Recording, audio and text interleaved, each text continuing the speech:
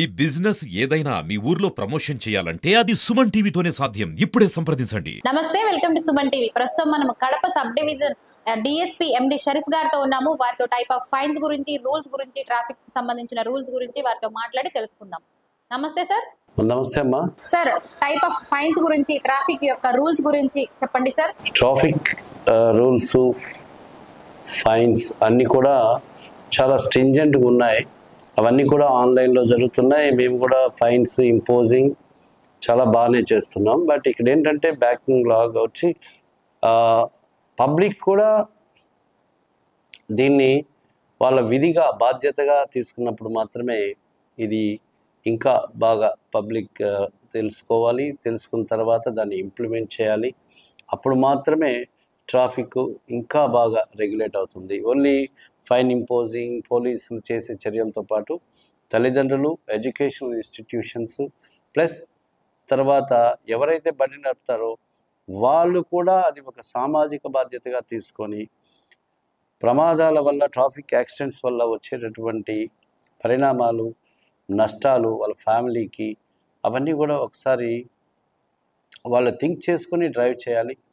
Driving చేయడం, స్పీడ్గా drive చేయడం, వితౌట్ ఎనీ సేఫ్టీ మెజర్స్తో డ్రైవ్ చేయడం, అదేవిధంగా ఏదో బండి దొరికింది కదా అని ఎంత స్పీడ్ ఉంటే అంత స్పీడ్ చేయడం, దానివల్ల పూర్తిగా వ్యక్తిగతంగా వాళ్ళు పోవడమే కాకుండా ఎదుటి వాళ్ళు ఎటువంటి తప్పు లేనటువంటి వాళ్ళు కూడా దీనివల్ల నష్టపోవడం, ఒకసారి యాక్సిడెంట్లో నష్టపోయిన తర్వాత జీవితాంతం కూడా వాళ్ళు దాన్ని మోయాల్సి వస్తుంది. వాళ్ళే కాదు వాళ్ళ ఫ్యామిలీ కూడా దీంట్లో నష్టపోతారు.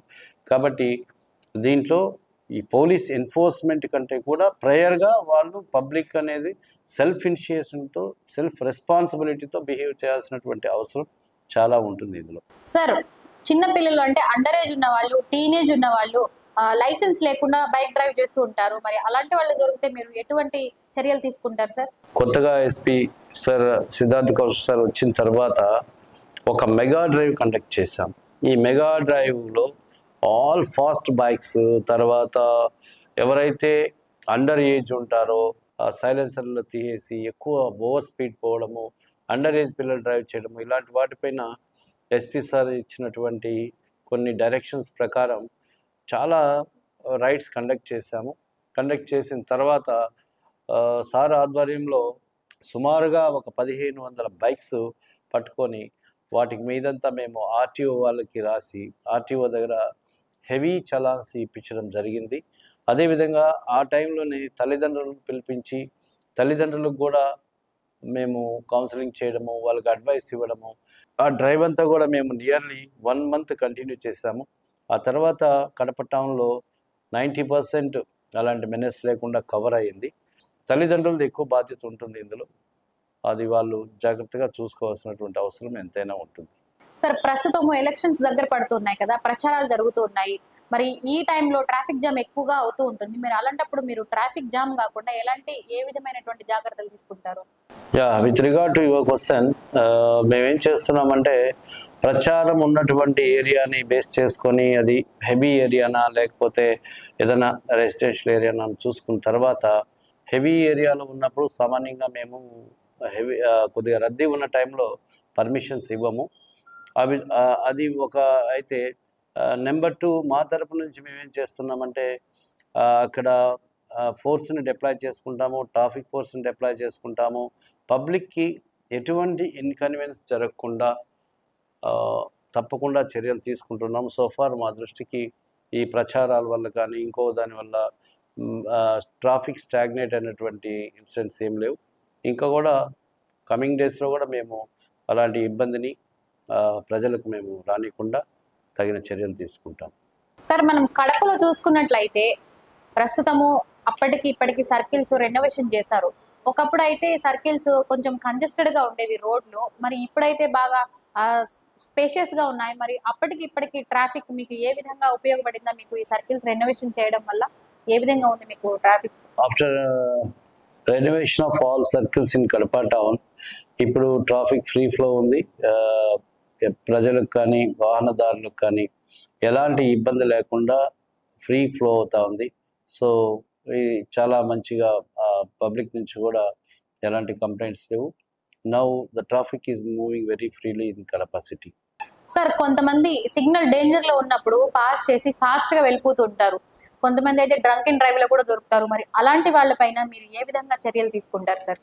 ఏదైతే సిగ్నల్ క్రాస్ చేసిన వాళ్ళు ఆటోమేటిక్గా మా యొక్క కెమెరాలోకి అప్లోడ్ అవుతారు. వాళ్ళు ఆటోమేటిక్గా ఫైన్ ఇంపోజింగ్ ఉంటుంది. 2-3 టైమ్స్ ఆ విధంగా చేస్తే వాళ్ళు మేము ఎక్కువ ఫైన్ ఇంపోజింగ్ ఉంటుంది. అదేవిధంగా డ్రంక్ అండ్ డ్రైవ్ కేసులు కానివ్వండి, చాలా కేసులు సుమారుగా ఈ ఇయర్లోనే మేము సుమారుగా ఒక 600 అండ్ అబోవ్ కేసు ఇప్పటి వరకు పెట్టాము. చాలామందిని డ్రంక్ అండ్ డ్రైవ్ లేకుండా ఈవెన్ నైట్ టైం కూడా మేము డ్రంక్ అండ్ డ్రైవ్ కేసులు బుక్ చేస్తూ ఉంటాము. ఆఫ్టర్నూన్ ఆడ్ అవర్స్లో కూడా మేము వెహికల్ చేస్తుంటాము. కొన్ని పాయింట్స్ వల్నరబుల్ పాయింట్స్ ఎక్కడ ఉంటుందో ఇలా పోయేవాళ్ళు అలాంటివి, అదేవిధంగా బైక్ రేస్లు ఎక్కడ జరుగుతాయి అనేటివి almost 90% to 95% it's all curbed. So డెఫినెట్గా వాళ్ళ మీద స్ట్రింజెంట్ యాక్షన్ అయితే తీసుకుంటున్నాము. మేము మ్యాక్సిమం నెంబర్ ఆఫ్ కేసు వాళ్ళ మీద బుక్ చేస్తున్నాం. సార్, ట్రాఫిక్ పోలీసులకి దొరికినట్లయితే సిగ్నల్స్ దగ్గర కానీ వేరే చోట బయట ఎక్కడైనా వాళ్ళకి చేతిలో ఎంతో కొంత పెట్టేస్తే సరిపోతుంది, వదిలేస్తారు అని కొంతమంది అనుకుంటూ ఉంటారు. పోలీసులు కూడా అవినీతిగా డబ్బులు తీసుకొని లంచాలు తీసుకునే వాళ్ళు కూడా ఉన్నారు. మరి అలాంటి వాళ్ళకి మీరు ఏ విధమైనటువంటి సమాధానం చెప్తారు సార్? పోలీసులు ఎంత పని చేసినా, ఎంత ఎండలో పని చేసినా, ఎంత కష్టపడి పని చేసినా అలాంటి మాటలు మామూలుగా అనేవాళ్ళు అంటూనే ఉంటారు. బట్ అలాంటి ఇన్సిడెంట్స్ మా దృష్టిలో ఎక్కడా రాలేదు. అదేవిధంగా ఫైన్ ఇంపోజింగ్ కూడా ఇప్పుడు లేదు పోలీసుల చేతిలో, వాళ్ళు అలా అనడానికి కూడా. సో బేసికల్గా అలాంటివి ఏమీ జరగవు. పోలీస్ డెఫినెట్గా నిజాయితీగా పనిచేస్తున్నారు.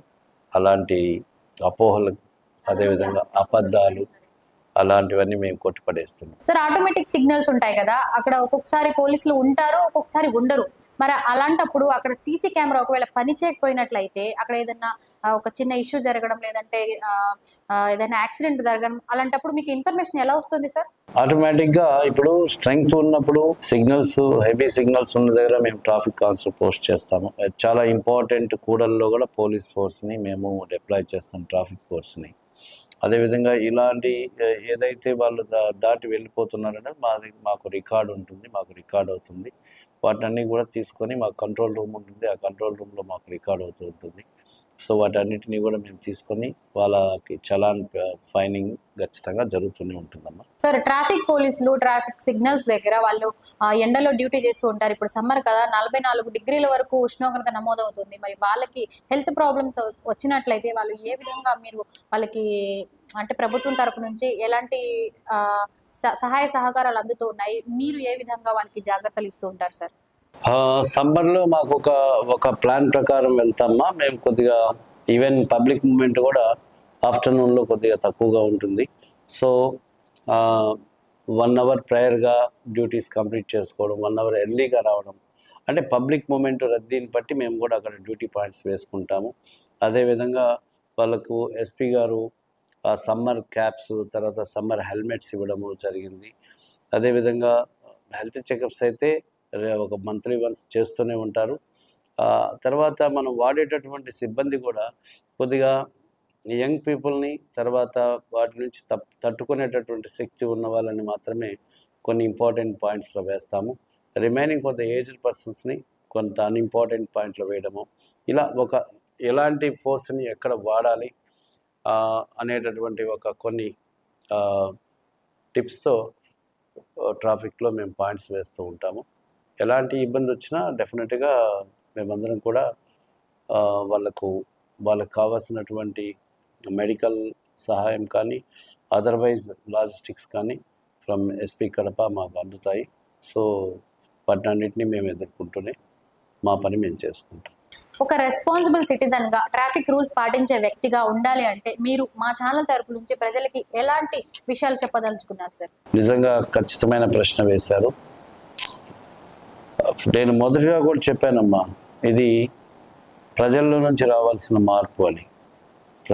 ఎంతసేపైనా ఎన్ఫోర్స్మెంట్తోనో పోలీస్ ఆడు ఉన్నాడు మనం స్లోగా వెళ్ళాలి అన్నటువంటి ఒక దీంతో మనం వెళ్ళడం వల్ల ఏమవుతుందంటే అది ఎంతసేపు పనిచేయదమ్మా.